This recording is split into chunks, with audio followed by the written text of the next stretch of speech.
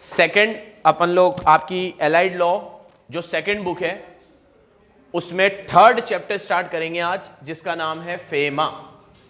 Allied law में आपके 3 law है, पहले बहुत सारे थे, बेलमेंट था, प्लेश था, एजेंसी था, इंडेमनिटी था, गारंटी था, सब कट पिट के कहाँ चले गए फाउंडेशन में, तो तुम्हें बहुत बेनिफिट मिला इधर, ठीक है।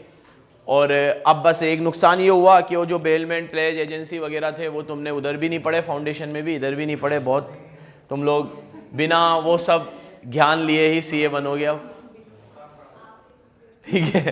तो अब हम लोग तीसरा एक्ट स्टार्ट करेंगे। इसमें पहला आपका टीजीसीए था, जनरल क्लोज एक्ट, दूसरा आईओएस था, इंटरप्रिटेशन ऑफ स्टैट्यूज, लॉ को कैसे समझा जाए, और ये तीसरा जो नया जुड़ा है जो पुरानी स्कीम में नहीं था, FEMA, foreign exchange management act. बराबर से सुनना, बहुत इंटरेस्टिंग एक्ट है। शायद ये क्यों जोड़ा गया है, ये पहले फाइनल में आता था लॉ में, अब फाइनल से लॉ ही हटा दी इन्होंने, तो उसके कुछ जो काम की चीजें थी कंपनीज एक्ट में थोड़ी उधर डाल दी, थोड़ी इधर, ठीक है, ताकि इनको जो लगता था कि यार ये काम आ सकती है बच्चों को, वो चीजें इन्होंने रहने दी। उसमें से ये सबसे जरूरी एक्ट है फेमा। इसकी थोड़ी हिस्ट्री बताता हूं पहले आपको। 1947 में जब हमारा देश आजाद हुआ, तो जब हम इंपोर्ट करते हैं, एक्सपोर्ट करते हैं, तो हमें फॉरेन करेंसी आती भी है, फॉरेन करेंसी देनी भी पड़ती है, तो फॉरेन करेंसी में हमें बहुत ट्रांजैक्शन करने पड़ते हैं। तो उस समय ही सरकार को ये लगा कि फॉरेन करेंसी को लेकर एक कानून तो होना चाहिए हमारे देश में। तो हम 1947 में 1947 में ही एक एक्ट लाए जिसका नाम था फेरा, फॉरेन एक्सचेंज रेगुलेशन एक्ट। वो 1947 में आया। कब आया? फिर 1973 के अराउंड हमें जरूरत लगी कि इस एक्ट को हमें अमेंड करना चाहिए, तो हम एक और अमेंडमेंट एक्ट लाए, उसका भी नाम फेरा ही था, foreign exchange regulation act, bracket में अमेंडेड, ठीक है। और उसमें हमने बहुत सारे प्रोविजंस को चेंज किया। उसके बाद 1991 में आप लोगों ने इंडियन इको में पढ़ा होगा कि हमारी पूरी इकोनॉमी रिफॉर्म्स आए, हमने अपनी सारी चीजों को चेंज किया, एलपीजी आया, लिबरलाइजेशन, प्राइवेटाइजेशन, ग्लोबलाइज। और जैसे ही एलपीजी आया, सुनना बच्चों, तो फॉरेन एक्सचेंज के ट्रांजैक्शन बहुत ज्यादा होने लग गए, बहुत ज्यादा, क्योंकि हमने इंपोर्ट पे जो रेस्ट्रिक्शन लगा रखी थी वो हटा दी, क्वाटा फिक्स कर रखे थे वो हटा दिए। सब इंडियन इको में पढ़ के आए तुम 12th क्लास में। तो जब एलपीजी आया तो हम लोगों ने बहुत ज्यादा रिफॉर्म समझो लेकर आया, उसकी वजह से फॉरेन करेंसी के ट्रांजैक्शन भी बहुत बढ़ गए। तो हमें लगा अब ये फेरा से भी काम नहीं चलेगा। तो 1999 में रिफॉर्म्स आने के 8 साल बाद जब हमने देखा कि भैया फॉरेन एक्सचेंज के ट्रांजैक्शन बहुत ज्यादा बढ़ गए हैं और इस एक्ट में बहुत सारे लूपहोल्स हैं, कमियां हैं जिन्हें हमें सही करनी होगी, तो फिर एक नया एक्ट और आया, फॉरेन एक्सचेंज मैनेजमेंट एक्ट, जिसका नाम है फेमा। तो हम जो पढ़ रहे हैं वो कौन सा है? FEMA, foreign exchange management act. कब आया? 1999। तो इसके पहले 2 एक्ट आ चुके थे, एक 1947 में आजाद होते ही, फेरा नाम था, फिर वही फेरा वापस अमेंड हुआ, और वो कब आया? 73 में। और अब ये दोनों खत्म हुए, उसके बाद ये नया आया जिसका नाम है फेमा, फॉरेन एक्सचेंज मैनेजमेंट। पहले मैं आपको थीम समझाता हूं। ये एक्ट बहुत बड़ा है लेकिन आपके कोर्स में बहुत छोटा सा ही दे रखा है, ठीक है। मुश्किल से 5 या 10 सेक्शन आप मान के चलो जो ढंग से समझाए हैं बस डिटेल में, बाकी ओवरव्यू दे के छोड़ दिया। 20-30 पेज का ही है ये। ओरिजिनली ये जब सीए फाइनल में था तो 97 पेज का एक्ट था ये, ठीक है, जो आपको बचा है सिर्फ 30 पेज का। तो इसके पूरे प्रोविजंस ढंग से नहीं समझाए गए हैं, जितना आपके लेवल के हिसाब से इंस्टीट्यूट को सही लगा होगा उतना ही डाला है इन्होंने। तो मैं आज आपको पहले पूरा इसका थीम समझा देता हूं क्या है ये। मेरी तरफ देखो, इसमें मैं आपको मोटा मोटा 4 चीजों के बारे में बताऊंगा। 4 चीजों के बारे में। हम जब फॉरेन करेंसी में ट्रांजैक्शंस करते हैं तो कौन से ट्रांजैक्शंस कर सकते हैं? जैसे आज मैंने इंग्लैंड में कोई प्रॉपर्टी खरीद ली, अमेरिकाई कंपनी के कोई शेयर अच्छे लगे खरीद लिए, अमेरिका वालों को इंडिया में इन्वेस्ट करना था उन्होंने कर दिया, अमेरिका वालों को कोई इंडिया में प्रॉपर्टी अच्छी लगी खरीद ली, चाइना से कोई माल मंगाया इंपोर्ट करा, न्यूजीलैंड में कोई माल बेचा एक्सपोर्ट करा, ठीक है। मेरी फैमिली घर के बाहर रहती है, वहां रहती है न्यूजीलैंड, मैं यहां काम करने आया हूं तो मैं उनको रेमिटेंस भेजता हूं, ठीक है। या कोई फॉरेनर जो बाहर काम करने गया है और वो इंडिया में उसकी फैमिली रहती है, वो उसको यहां रेमिटेंस भेजता है। सोचो कितने ट्रांजैक्शन हम कर सकते हैं दूसरे देशों के साथ। अभी कितने बता दिए मैंने एसेट से रिलेटेड, ठीक है।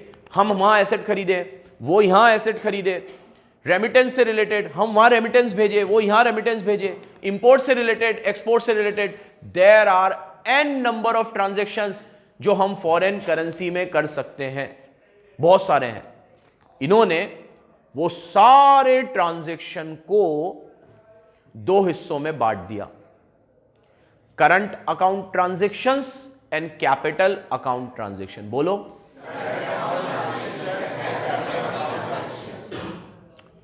मेरा काफी कुछ फोकस इस चैप्टर में इन दो पे रहेगा, what are current account transactions and what are, question भी इसी तरीके के आते हैं, ठीक है, कि वो लिख देगा और आपको पहचानना है करंट है कैपिटल है, करंट है कैपिटल है, करंट है तो क्यों करंट है, कैपिटल है तो क्यों कैपिटल है। तो दो हिस्सा तो हमारा इसके ऊपर रहेगा, अब इसको साइड में रख दो। अब ये ट्रांजैक्शन करने वाले भी दो लोग होंगे। जैसे आज मैं इंपोर्ट एक्सपोर्ट कर रहा हूं तो मैं तो इंडिया में ही रहता हूं, तो मैं इंडिया का रेसिडेंट हूं और मैं इंपोर्ट कर रहा हूं, एक्सपोर्ट कर रहा हूं। सेम उसी तरीके से ये है जैद है, ये दुबई रहता है, ठीक है, अल जैद बिन मोहम्मद अली, ठीक है, तो ये दुबई का है, ठीक है। अब ये दुबई का है और ये दुबई में ही दुबई से इंडिया में निवेश करता है, वहां से यहाँ पैसे भेजता है, वहां पे इसने यहाँ पे मॉल खोला है, यहाँ पे फैक्ट्री डाली है, पैसे वहां से आते हैं सारे, तो ये भी ट्रांजेक्शन कर रहा है और एक मैं भी कर रहा हूँ। तो मेरे में और जैद में क्या फर्क है, ट्रांजेक्शन तो हो रहे हैं दोनों तरफ से। अब वो करंट हो सकते हैं या कैपिटल हो सकते हैं, उसको साइड में रखेंगे।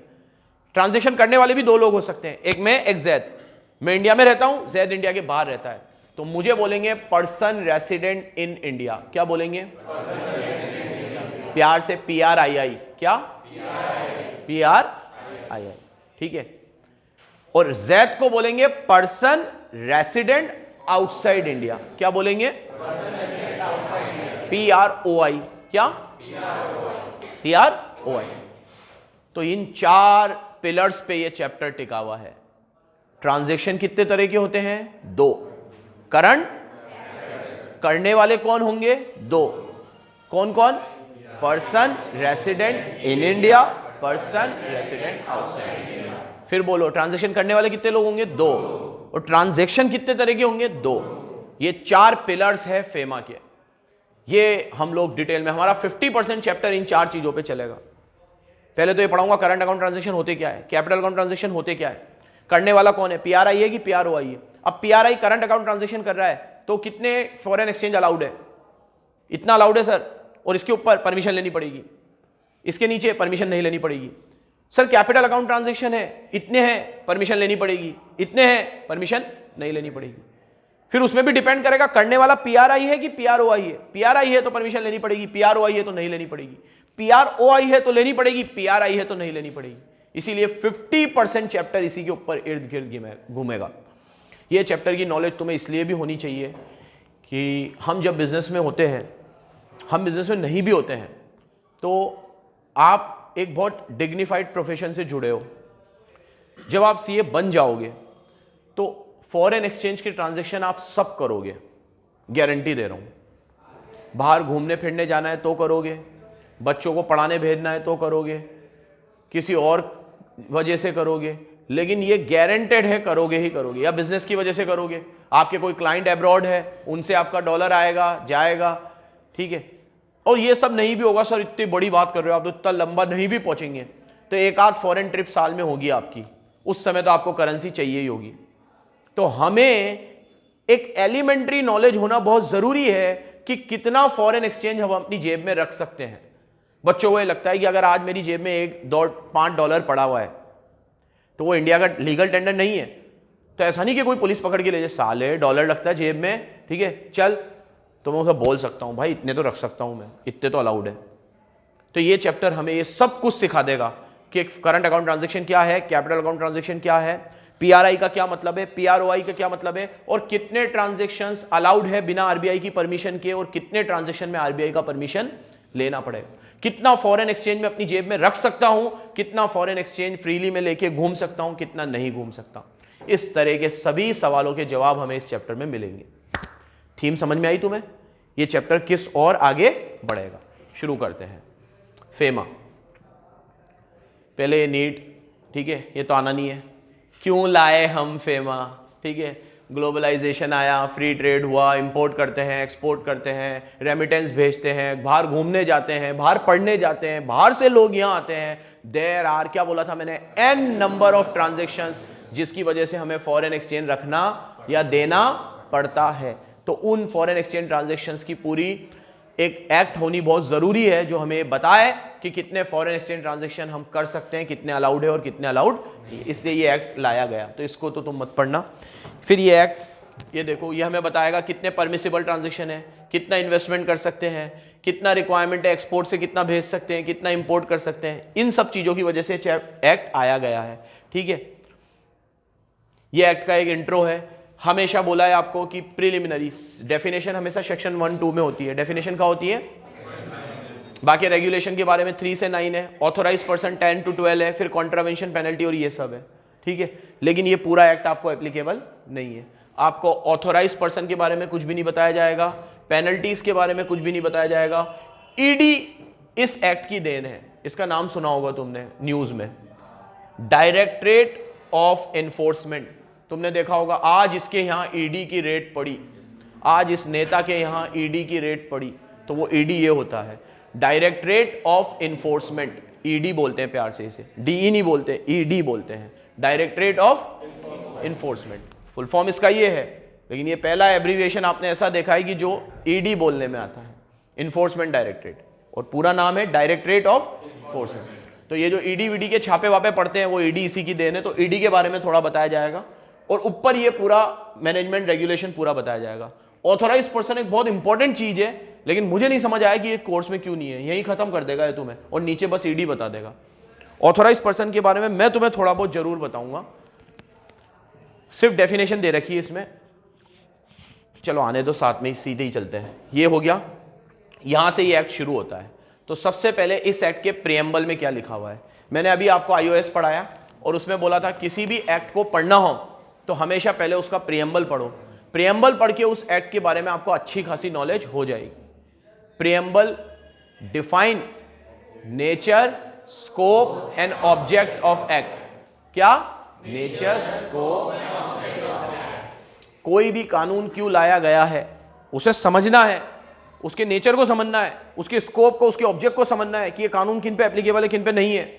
और सारे सेक्शन नहीं पढ़ने हैं, इतना टाइम नहीं है, तो एक पेज का उसका क्या पढ़ लो, प्रियम्बल। और कई बार तो एक पेज का भी नहीं होता, 2 लाइन का होता है।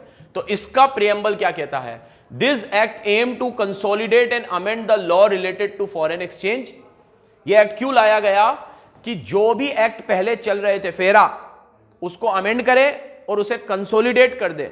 और वो एक्ट किस लिए चल रहे थे, for the management of foreign exchange, जिससे कि आप फॉरेन ट्रेड कर सको, फॉरेन ट्रेड आपकी फैसिलिटेट हो सके। आपको इंपोर्ट करना है, एक्सपोर्ट करना है, इस तरह की सारी चीजें करने के लिए आपको क्या चाहिए, फॉरेन एक्सचेंज चाहिए। तो फॉरेन एक्सचेंज के लिए आपका एक कानून होना चाहिए जिससे कि आप अपना ट्रेड इजीली एग्जीक्यूट कर सको। अच्छा बेटा, तुम्हें तो फेमा है, हम लोगों ने हमारे सिलेबस में फेरा भी दे रखा था पहले समझाने के लिए कि भाई फेरा से फेमा क्यों आया। तो इतना ज़रूरी था फेमा लाना। फेरा के अंदर इतनी रेस्ट्रिक्शंस थी कि अगर मुझे छोटे छोटे इंपोर्ट एक्सपोर्ट भी करने हो ना, आज मेरे कुछ दोस्त हैं वो इजीली चाइना से माल मंगा लेते हैं, इजीली, कोई बहुत ज़्यादा मुश्किलें नहीं आती उन्हें, कंटेनर के कंटेनर चाइना से आ जाते हैं और ना कभी डॉलर वगैरह की पेमेंट की कोई प्रॉब्लम पड़ी है, जो पेमेंट उन्हें चाहिए हो। ठीक है, बस थोड़ी सी इस एक्ट की नॉलेज होनी चाहिए कि किस तरीके से ये फॉर्म भरना है, कैसे कहाँ क्या अप्लाई करना है और कैसे हमें करेंसी मिलेगी। लेकिन ये काम फेमा में जितना आसान है फेरा में नहीं था। तो ये एक्ट क्यों लाया गया, ताकि फॉरेन एक्सचेंज का मैनेजमेंट और इजी हो सके, जिससे कि एक्सटर्नल ट्रेड प्रमोट हो, जिससे कि हम चाहते हैं हम एक्सपोर्ट करें, इंपोर्ट करें, ठीक है, इंपोर्ट तो नहीं चाहते हम चाहते हैं इंपोर्ट उन्हीं चीजों को करें जो हम नहीं बना सकते, बट स्टिल जब कोई इंपोर्ट कर रहा है या एक्सपोर्ट कर रहा है, ठीक है, तो उसको बाधाएं ना आए जबरदस्ती की। जैसे आज सरकार ने कहा कि अगर आप जितना भी एक्सपोर्ट करोगे उस पर कोई टैक्स नहीं है भारत में, एक्सपोर्ट के ऊपर कोई टैक्स नहीं है, एक्सपोर्ट यूजुअली फ्री है हमारे देश में, कोई टैक्स नहीं है, 1 रुपए का टैक्स नहीं है। उल्टा आप इनपुट पे भी जो टैक्स भरते हो वो भी ड्रॉबैक मिल जाता है, आपको वापस मिल जाता है। तो अब मुझे इतना मोटिवेट कर दिया, भैया एक्सपोर्ट करेंगे तो ये फायदा होगा, फलाना होगा, लेकिन अब मैं एक्सपोर्ट करूं कैसे, उस कंट्री के साथ किस तरीके से बैठाऊं, उसका मार्केट को कैसे एक्सप्लोर करूं। अब वहां जाने के लिए करेंसी चाहिए होगी, वो कहां से मिलेगी, और वहां से जो करेंसी आएगी वो किस तरीके से मैं लेके चला जाऊं मैं यहाँ पे कि भाई मेरे पास $10,000 है, पहले तो पकड़ लेंगे मुझे, कहां से आया ये फलाना डिमकड़ा। इतने पेपर वर्क में मुझे नहीं पढ़ना। तो इन्होंने इस एक्ट को लाकर चीजों को इतना सिंप्लीफाई कर दिया कि इंपोर्ट एक्सपोर्ट आप आराम से कर सकते हो। इसलिए आपको कोटा जैसी छोटी सिटी में भी कम से कम 100 इंपोर्टर 100 एक्सपोर्टर दिख जाएंगे। वो छोटी सिटी हमारी इतनी बड़ी नहीं है, लेकिन ये एक्ट आने के पहले ये सब इतना पॉसिबल नहीं था। तो ये क्यों लाया गया? टू कंसोलिडेट एंड लॉ, पहले वाले लॉ को कंसोलिडेट करने के लिए, जिससे कि हमारा फॉरेन एक्सचेंज फैसिलिटेट कर सके किसको? एक्सटर्नल ट्रेड को। किसको? और हमारे इंडियन मार्केट को हमें प्रमोट करना था। और वो कब हो पाएगा? जब हम फॉरेन एक्सचेंज के इनफ्लो और आउटफ्लो को इजी करेंगे। देखो आज हमारा बिजनेस इतना स्मूथली क्यों चलता है? क्योंकि हमें क्रेडिट आसानी से मिल जाती है। आज मेरे पास पैसा होगा ना तो मैं अपने बिजनेस को कितना भी एक्सपेंड कर सकता हूं, पैसा होगा तो। पैसा मतलब क्या?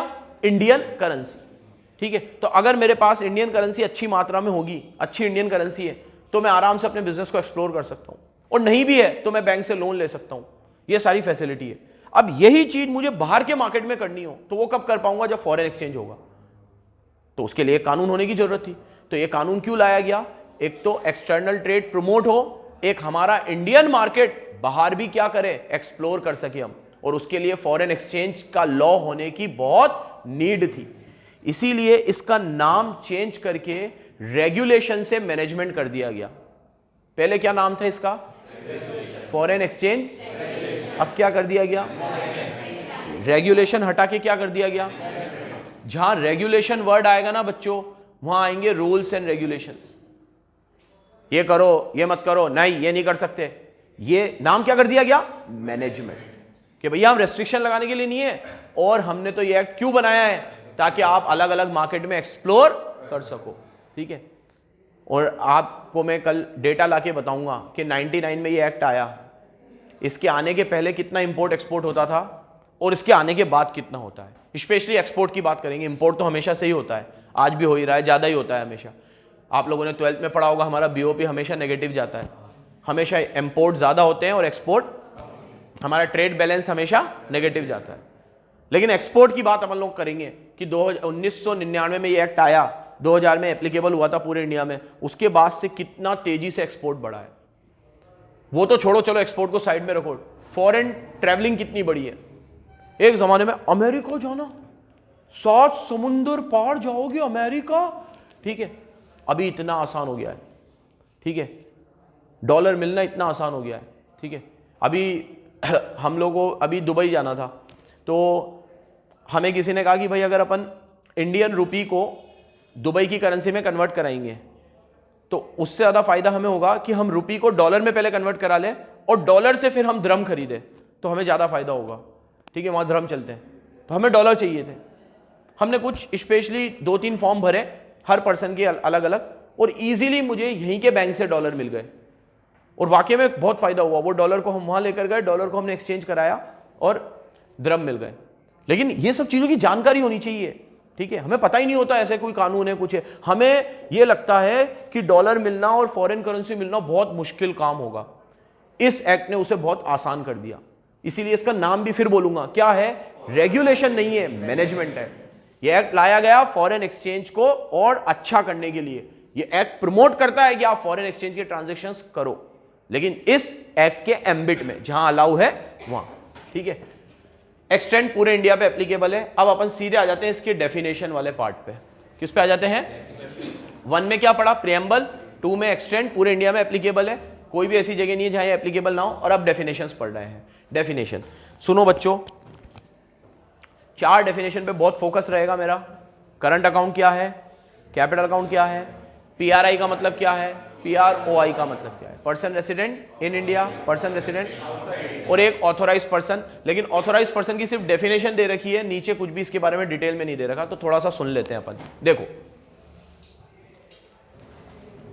इंडिया में ऑथोराइज पर्सन 3 लोगों को कहा जाता है। ऑथोराइज पर्सन वो होता है जो फॉरेन एक्सचेंज में डील कर सकता है, जो अपने पास फॉरेन एक्सचेंज रख सकता है, किसी को दे सकता है, किसी से ले सकता है, उसके ऊपर कोई तरह का रेस्ट्रिक्शन नहीं है, पुलिस उससे कुछ भी पूछताछ नहीं करेगी। ऐसे कौन लोग हैं? 3 लोग, बोलना मेरे साथ। एक ऑथोराइज डीलर, एक मनी चेंजर एक ऑफशोर बैंकिंग यूनिट। अब इसको समझा नहीं रखा, लेकिन थोड़ा नॉलेज के लिए समझेंगे इनको। 3 लोग ऑथोराइज पर्सन में आते हैं, फिर बोलो कौन कौन? ऑथोराइज पर्सन में कौन कौन आता है? ऑथोराइज डीलर, दूसरे मनी चेंजर, और तीसरे ऑफशोर बैंकिंग यूनिट्स। कौन कौन? यहां देखो, ऑथोराइज डीलर। ऑथोराइज डीलर वो है बेटा कि जैसे आप लोगों को कोई भी चीज खरीदने के लिए, बेचने के लिए एजेंसी लेनी पड़ती है ना। जैसे आज नैरोलेक का सीमेंट पूरे कोटा में मैं ही बेचूंगा, तो मैंने नैरोलेक से एजेंसी ले ली। अब मेरे अलावा कोई नैरोलेक नहीं बेचेगा, बेचेगा तो मुझसे लेके बेचेगा। अब उसे कहीं भी गाँव वाँव में बेचना है, कहीं भी बेचे, क्योंकि मैं अकेला सबकी डिमांड तो पूरी नहीं कर सकता, लेकिन मेरे से लेके बेचेगा, मेरे पास एजेंसी है उसकी। और कोई और बेचेगा तो मैं उसको केस कर सकता हूं। ऐसे ही आप डीलरशिप भी ले सकते हो फॉरेन एक्सचेंज में। एक फॉर्म निकलता है आरबीआई में, आप वो पूरा फॉर्म भरो और आप डीलरशिप ले लो। आपका पूरा बैकग्राउंड चेक होगा, सब कुछ होगा, उसके बाद डीलरशिप मिल गई तो आप यहाँ ऑफिस डालो और वहाँ लिख दो ऑथोराइज डीलर। अब आप कोई बैंक नहीं हो, आप ऑथोराइज डीलर हो। अब पूरे कोटा में किसी को भी डॉलर चाहिए, यूरो चाहिए, पाउंड चाहिए, ठीक है, चाइनीज युआन चाहिए, कोई भी करेंसी चाहिए, आप आओ, पैसे दो और लेके चले जाओ, क्योंकि मेरे पास क्या है? डीलरशिप है। लेकिन ये डीलरशिप ऐसे ही नहीं मिलती, बहुत पापड़ झेलने पड़ते हैं, लेकिन बहुत अच्छा फायदा होता है, क्योंकि जितनी भी करेंसी वो मुझसे लेगा उस पर मेरा कमीशन जुड़ा हुआ है, तो कमीशन बेस आपको फायदा मिलता है। सैलरी नहीं मिलती कोई 10, 15, 20 हज़ार रुपये, कमीशन बेस। जितना मैं फॉरेन एक्सचेंज में डील करवाऊंगा, जितनी करेंसी बेचूंगा, उतना मुझे क्या होगा? फायदा होगा। ये डीलर हो गया, साइड में रखो इसको। दूसरे होते हैं मनी चेंजर। ये डीलर से इनका स्कोप थोड़ा सा कम होता है। ये करेंसी चेंज कर सकते हैं, लेकिन एक एक्सेप्टेबल लिमिट तक। तुम अगर कभी एयरपोर्ट वगैरह पे गए हो तो उसमें एक हट टाइप बना हुआ होता है, एक छोटा सा, एक बंदा बैठा होगा। अब मैं दुबई से घूम के आया, लेकिन घूम के आया तो मेरे पास 100 द्रम बच गए। अब मैं द्रम को इंडिया में क्या करूंगा? तो मैं उनको दे दूंगा कि भाई ये द्रम ले लो, और अब तो मैं इंडिया ही गया हूं, मेरे को पैसे दे दो। वो 100 द्रम लेगा, रेट देखेगा, द्रम का रेट आज 22 रुपये है, 100 × 22, 2200 रुपये दे देगा, जाओ। अब इतनी सी चीज के लिए कहाँ बैंक जाते हैं, डीलर के पास जाते हैं? एयरपोर्ट पे ही दे दी फैसिलिटी, बाहर निकलो, हाथों हाथ छुट्टे करा लो। ये है मनी चेंजर। ये कौन है? जो फॉरेन करेंसी में डील कर सकते हैं, बट ऑथोराइज डीलर से इनका स्कोप एंड राइट्स थोड़े से कम होते हैं, और ये स्पेशली आपको कुछ जगहों पर ही मिलेंगे। उनमें से एक एयरपोर्ट है, एयरपोर्ट पे तो मिलेंगे ही मिलेंगे ये। उसके अलावा कुछ बड़े रेलवे स्टेशंस पे भी आपको मिल सकते हैं, ठीक है, बड़े रेलवे स्टेशंस पे। और कोई ऐसा इवेंट जहां हो रहा हो, जहां फॉरेनर्स का आना जाना लगा हुआ है, वहां पे भी आपको मिलेंगे, ठीक है। पहले एक मनी चेंजर मुझे आगरा में ताजमहल के वहां भी मिला था। मैं बहुत पहले गया था, अभी मुझे पता नहीं है, ठीक है। वहाँ क्योंकि आपको पता होगा ताजमहल देखने फॉरेनर्स का अक्सर बहुत अच्छी क्वांटिटी में आते हैं, मतलब ऐसा इक्का दुक्का नहीं, बहुत अच्छी क्वांटिटी में। तो उनके पास कई बार डॉलर पड़े होते हैं और उन्हें एक्सचेंज करना होता है। कहाँ बैंक जाएंगे, टैक्सी लेंगे, ये करेंगे वो करेंगे, तो वहीं खोल रखा है एक छोटा सा, $1-8 है, $1 $10 दे दिए, $10 देते उनको 800 रुपये मिल गए। 800 रुपये यहाँ थोड़ा आज का काम हो जाएगा, अभी थोड़ा 1-8 घंटे का ही काम है तो ले लो। ऐसे उनकी एक लिमिट होती है, $10, $20, $50, उससे ज़्यादा नहीं। इनको मनी चेंजर बोलते हैं। कौन बोलते हैं? हाँ बेटा, ये भी आरबीआई से आरबीआई से ऑथोराइज होते हैं। आरबीआई ही इनको भेजता है ऐसी ऐसी जगहों पर कि जहाँ पे डॉलर का आपका स्कोप बन सकता है। अभी जैसे हमारा एक मुहर्रम का इवेंट होता है, वो साल में एक बार, जहाँ पे भी हमारे धर्मगुरु जहाँ होते हैं वो वहाँ पे होता है, तो बहुत सारे लोग आते हैं उसे अटेंड करने।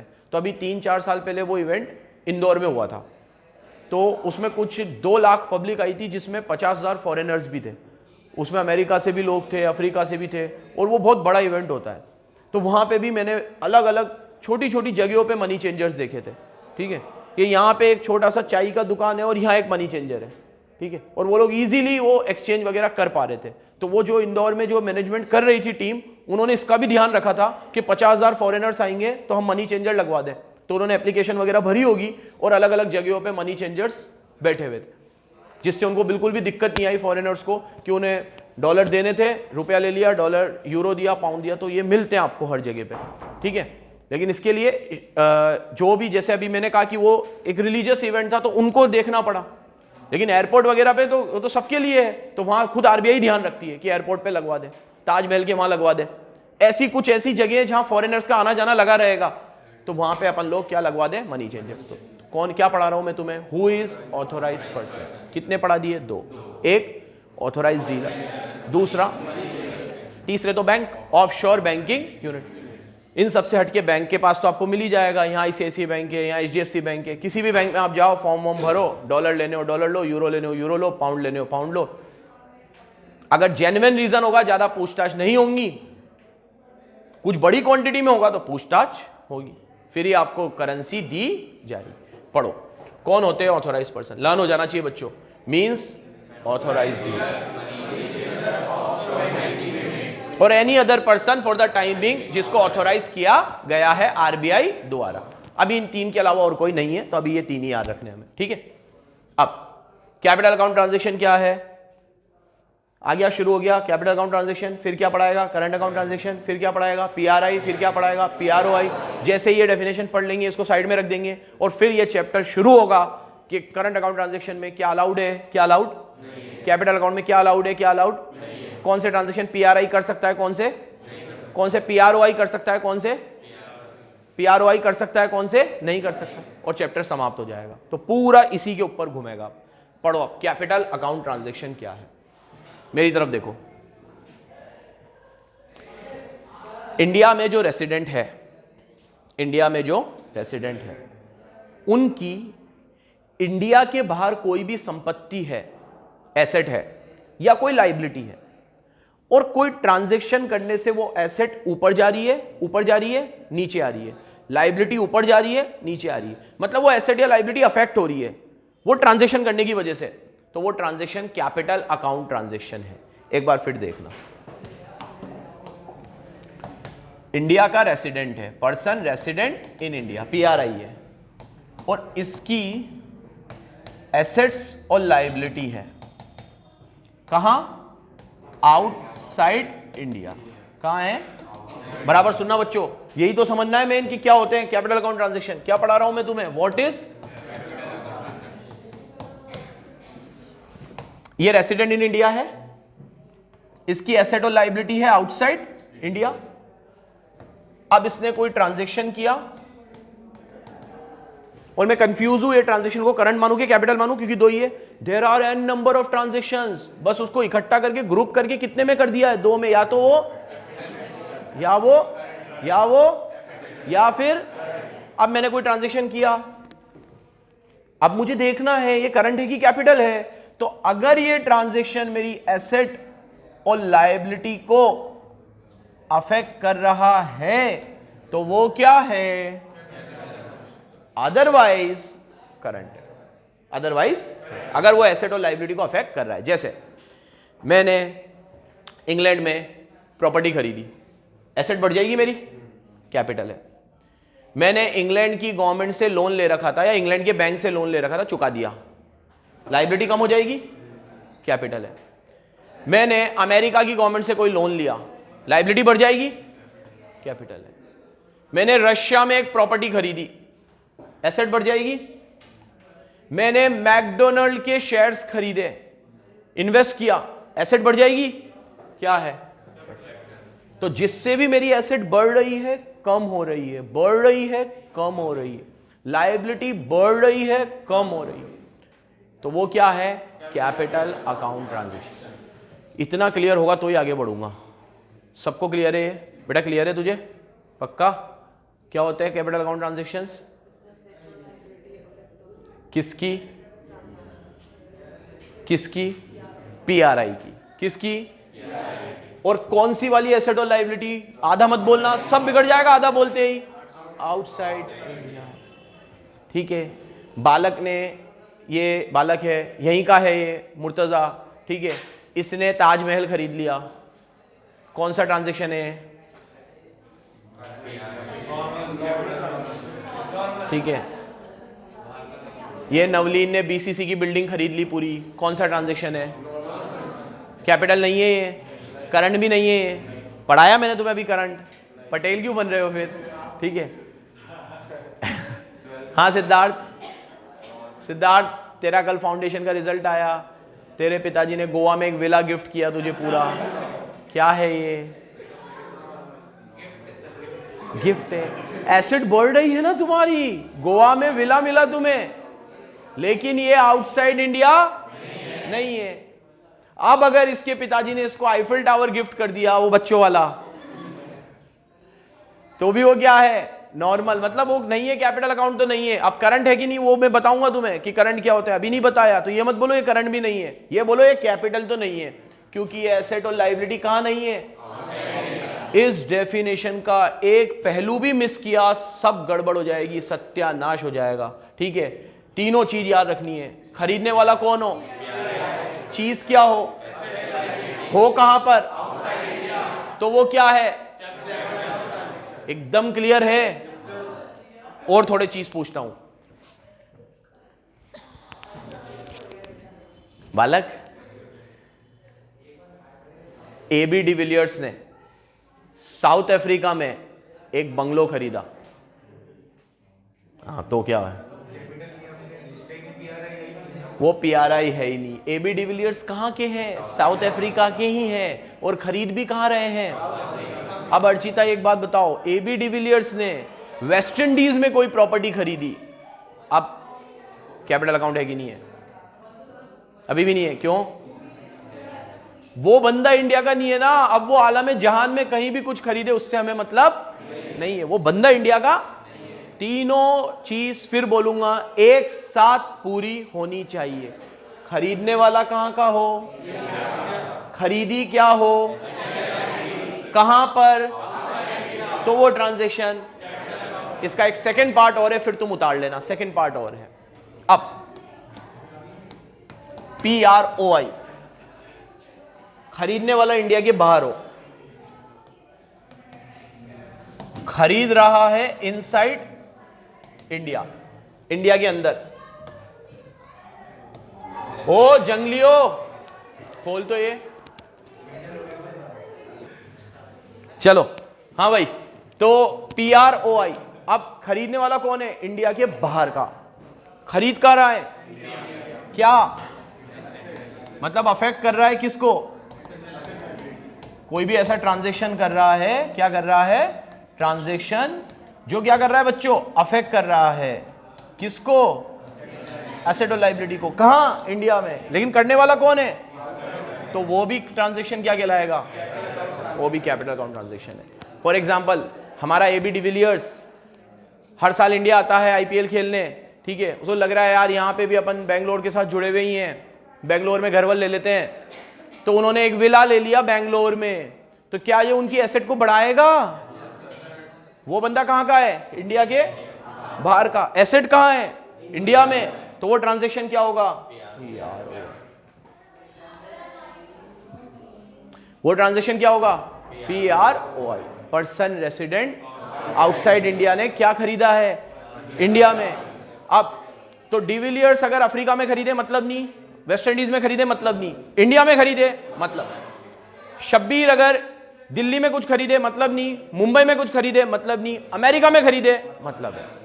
और वो चीज क्या होनी चाहिए, एसेट और लायबिलिटी, तो वो ट्रांजैक्शन क्या कहलाएगा, कैपिटल। ये चीज एकदम अच्छे से क्लियर है, ठीक है। एक बार फिर देख लो, PRI है तो क्या देखना है, आउटसाइड इंडिया, PROI है तो क्या देखना है, बस ये याद रखना, PROI है तो क्या देखना है, PRI है तो क्या देखना है, मतलब क्या है कि वो अपोजिट डायरेक्शन में देखना है। इंडिया का बंदा इंडिया में खरीदे तो क्या मतलब है, इंडिया का बंदा इंडिया के, और बाहर का बंदा बाहर खरीदे तो क्या मतलब है, बाहर का बंदा इंडिया में खरीदे। तो PROI में देखना है इनसाइड इंडिया, PRI में देखना है आउटसाइड, बाकी सब कुछ सेम रहेगा। ऐसा ट्रांजैक्शन जो एसेट और लायबिलिटी को अफेक्ट करे, ऐसा ट्रांजैक्शन जो एकदम अच्छे से क्लियर है। अब मैं पढ़ देता हूं आपके लिए, हटा दूंगे इसको, मैं लिख लिया बेटा, लिख लो, अगर लिखना हो तो लिख लो फटाफट, है ना। चलो अब मैं पढ़ के खत्म कर देता हूं, सही पढ़ा रहा हूं ना तुम्हें, देख लो एक बार। A transaction which alter the asset और लायबिलिटी, जो एसेट और लायबिलिटी को ऑल्टर करे, कंटीजेंट लायबिलिटी हो तो भी, आउटसाइड इंडिया, एसेट और लायबिलिटी कहां होनी चाहिए, और पर्सन रेसिडेंट इन इंडिया, और बंदा कहां का होना चाहिए। और अब दूसरा पार्ट, एसेट और लाइबिलिटी कहां होनी चाहिए, पर्सन रेसिडेंट कहां होना चाहिए, आउटसाइड इंडिया, और एसेट और लाइबिलिटी कहां होनी चाहिए, इन इंडिया। तो ये 3 लाइन में जो लिखा हुआ था वो हमने पढ़ा, इतनी देर से अपन यही डिस्कस कर रहे थे। एकदम क्लियर है? डेफिनेशन टिक कर लेना, ठीक है। जरूरी नहीं है तुम ऐसी की ऐसी लिखो, तुम आराम से तोड़ के शॉर्ट में भी लिख सकते, शॉर्ट में नहीं मतलब तोड़ के लिख सकते हो कि कैपिटल अकाउंट ट्रांजैक्शन क्या होते हैं, डैश करा, फिर आप पहला पॉइंट समझाओ, फिर आप दूसरा पॉइंट समझाओ। एनी ट्रांजैक्शन बोलना मेरे साथ, any transaction done, sorry, any transaction executed by person resident in India which affect assets and liability outside India. ये पहला हो गया, और दूसरा वाला रिवर्स कर लेंगे, any transaction executed by person resident outside India of asset and liability in India, sorry which affect asset and liability in India. ठीक है, बंदा बाहर का, प्रॉपर्टी इंडिया की, बंदा इंडिया का, प्रॉपर्टी बाहर। खत्म करूं इसे? ठीक है, कल देखेंगे बाकी। धन्यवाद।